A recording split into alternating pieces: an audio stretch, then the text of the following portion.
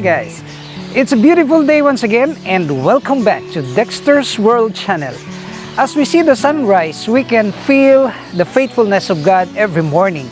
And this is the inspiration where I got that if we will just look at around us, you will see many miracles, and one of which is the sunrise that we can see every morning.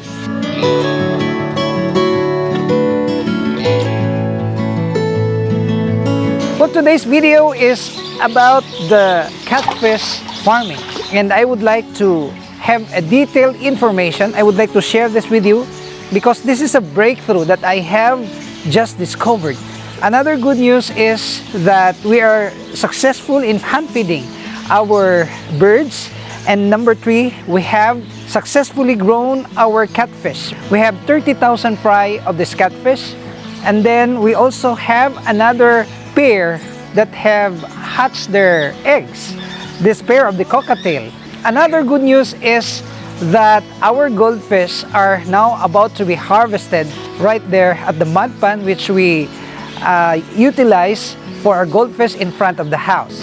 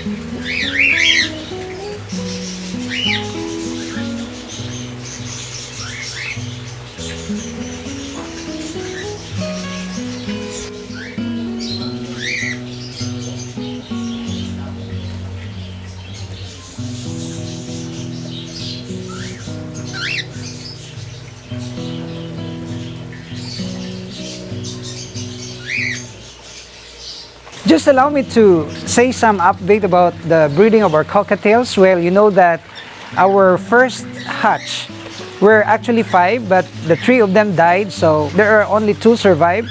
And among the 2, this B1 and B2, only one is here because B1 flew away. He did not anymore come back.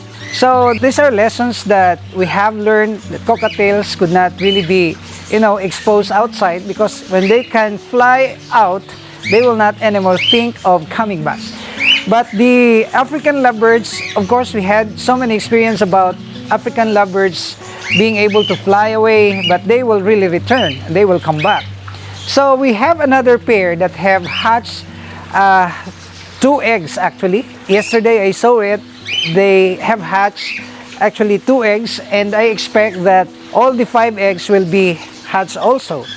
Based from the lessons that we have learned, maybe we have to, assist them in taking care of these 5 chicks, because I know that these are first parents. This is the first time that they have hatched their eggs. So we will assist them with the hand formula that we have told you. Of course, the combination of this rice powder and the mixture of this Cerelac and wheat germ. And we can supplement this. We can assist the mamas to raise their chicks. So you will see that they're already hungry, and every morning we schedule to feed them early, because since they have chicks, then we have to feed them early because they are early risers.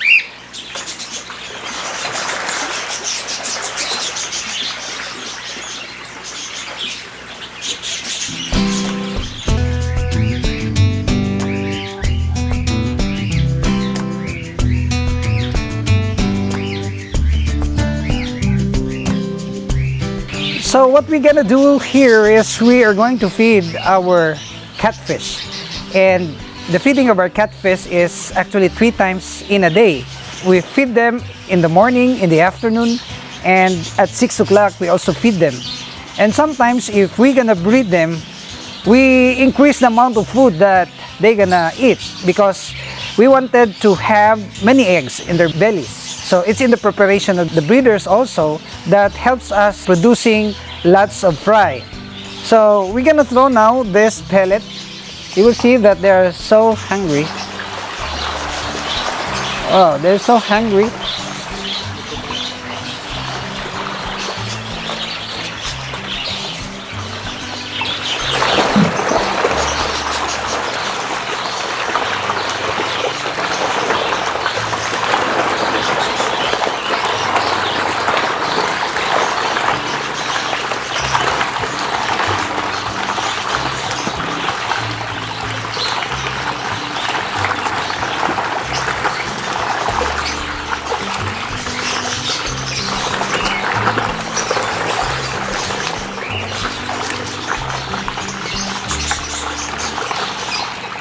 With the chirpings of the birds and the flashing of the water here of our catfish, it gives me some energy. It gives me some sense of success that I was able to carry out despite of the busy schedule, despite of the small and very limited space. I was able to carry out my objective.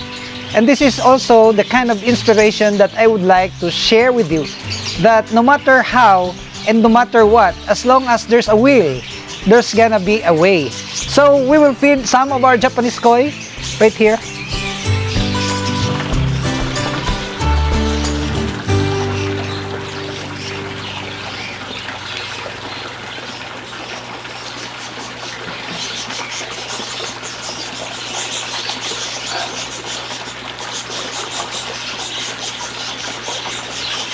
And all these koi are breeders. They can just be bred anytime. If you want to breed them, they will surely breed because they're under A1 condition.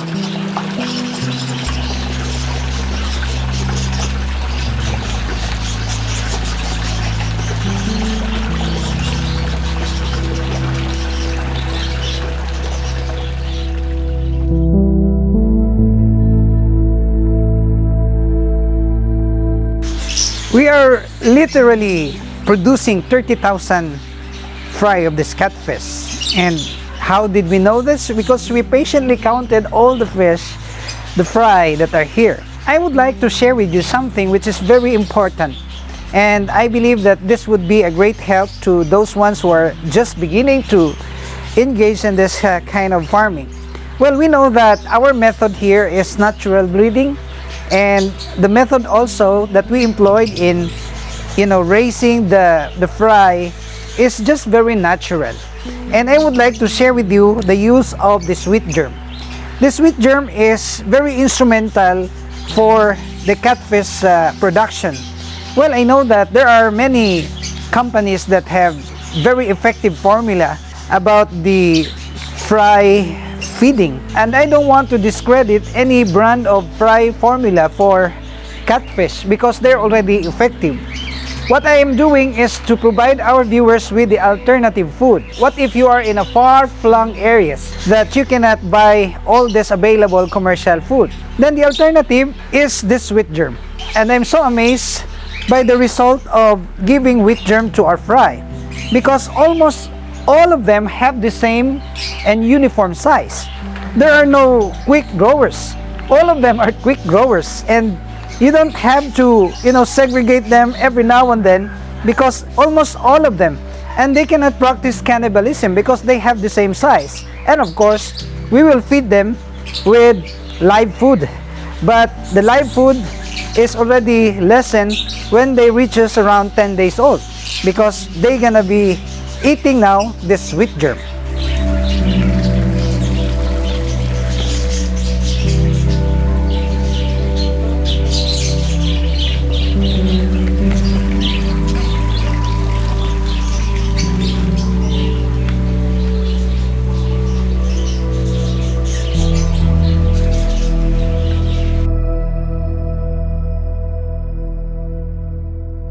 Last time I had a talk with the organization of this Hog and Poultry Raisers Association, and we were talking about the problem of this African swine fever.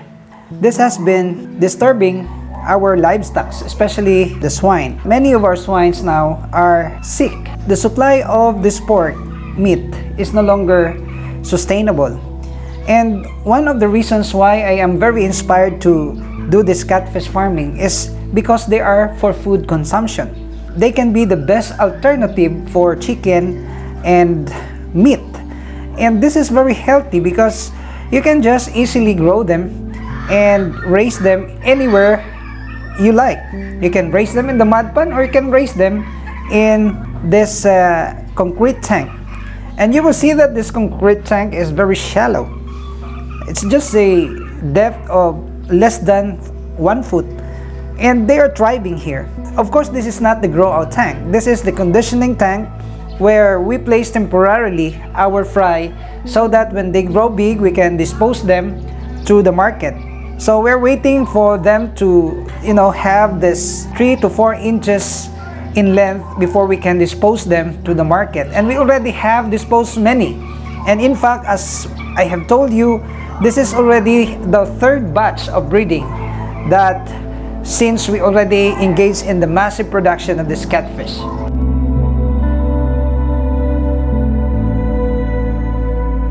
So you guys can actually witness how they gonna like to eat this wheat germ. I've been vocal about making alternative food for our catfish babies, and wheat germ is one of the best things that I have discovered that would really ensure the safety and growth of our fry. I would like to specifically mention about the safety and growth. Safety is very important. We may be able to breed massively of our catfish, but I already have experience killing all my catfish in one instance because I gave them the wrong food. And the food that I'm talking about is the hard-boiled egg. The hard-boiled egg can really cause the contamination of the water if it's given plenty. I mean, the unconsumed boiled eggs would certainly make the water very dangerous for our catfish. So with wheat germ, you are safe, and you can be sure that your fish will really grow. In this tank alone, we loaded some 10,000 fry. They were just too small when we loaded them here. But of course, we cannot say 100% that their population is still complete because, as what I have said, some of them will die and some of them will be eaten up. But we have to address the issue, of course. As what I have said earlier, you can at least maintain the 70 to 80% survival if we will just put some concentration, like the regularity in the consistency in the feeding, and of course the attention, the kind of water that they gonna have, especially when we are feeding live food and this wheat germ.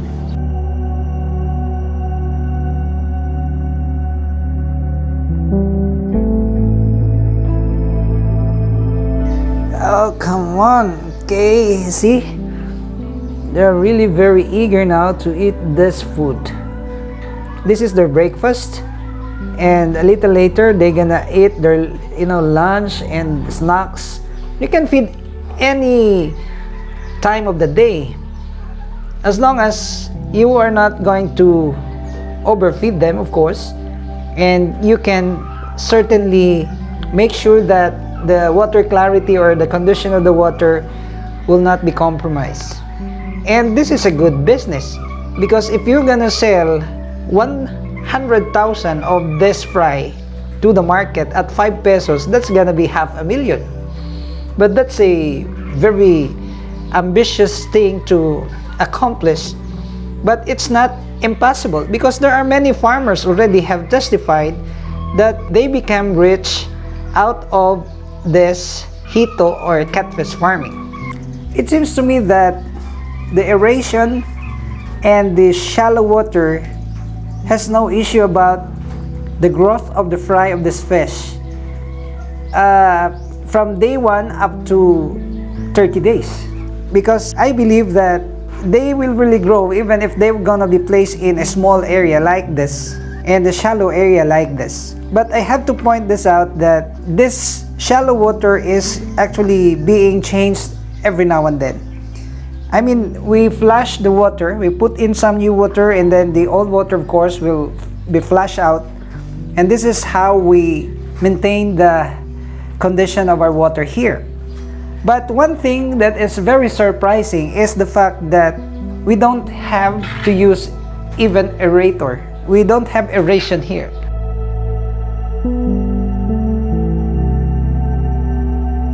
Sooner or later, we're gonna be able to establish our pantatan or hituan, or a restaurant where we can serve different types of dish out of catfish. So these are my dreams, and it's good to dream, of course, because we are guided with our aspirations, our goal in life. And once we have this goal, then we are inspired also to live, because our intention is to realize step by step, gradually of course, our dream in the future.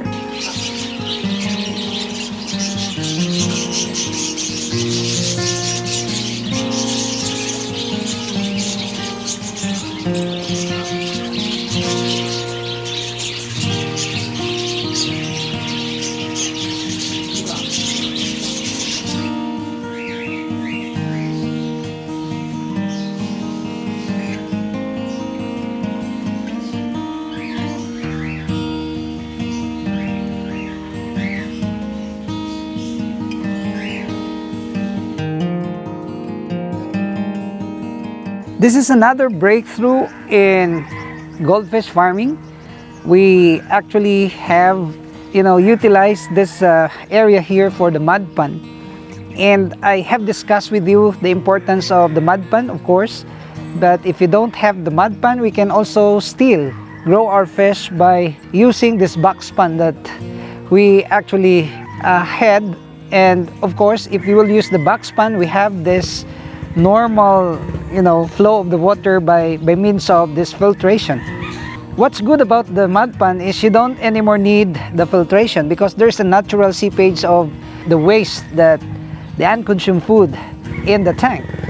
So this is more easy and quick to manage, the mud pond. But we continuously adding water every day in order to just make the water fresh, and also for the safety of our fish. And I believe that a month from now, we can already make a good harvest. And this is gonna be now our start for the massive selling of this fish to the market.